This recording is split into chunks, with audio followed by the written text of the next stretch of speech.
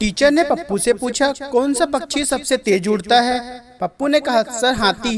Teacher ने कहा, नालायक, तेरा बाप क्या करता है। पप्पू ने कहा, दाऊद के गैंग में शूटर है। टीचर ने कहा, शाबाश, लिखो बच्चों, हाथी। टीचर ने कहा, जो बेवकूफ है वो खड़ा हो जाए। पप्पू खड़ा हो गया। टीचर ने कहा, तुम बेवकूफ हो। पप्पू ने कहा, नहीं सर, आप अकेले खड़े थे ना, तो मुझे अच्छा नहीं लगा। टीचर ने कहा, बोलो बच्चों, गंगा नदी पटियाला से निकलती है। तभी वहाँ प्रिंसिपल आ गए और बोले, आप भी कैसे टीचर है, गंगा नदी पटियाला से नहीं गंगोत्री से निकलती है। तो टीचर ने कहा, प्रिंसिपल साहब, गंगा नदी पटियाला से ही निकलती है और तब तक निकलती रहेगी जब तक मेरी 7 महीने की तनख्वाह नहीं मिल जाती।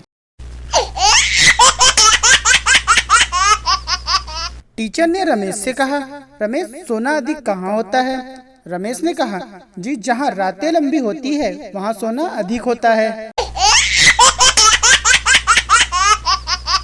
टीचर ने राकेश से कहा, कल मैंने तुम्हें कुत्ते पर निबंध लिखने को कहा था, तू लिखकर क्यों नहीं आया। राकेश ने कहा, क्या करूं टीचर, जैसे ही मैंने कुत्ते पर पेन रखा वो भाग गया।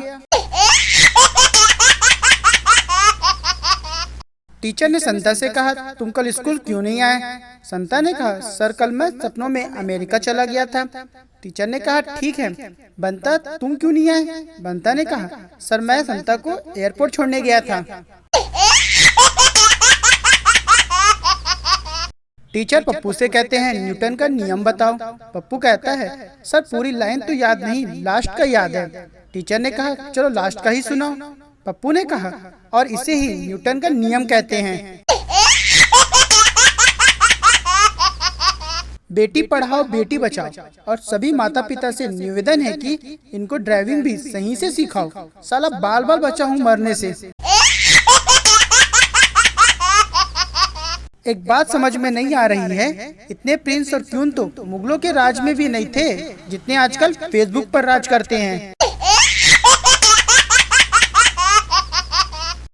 टीचर ने पप्पू से पूछा, घर की परिभाषा बताओ।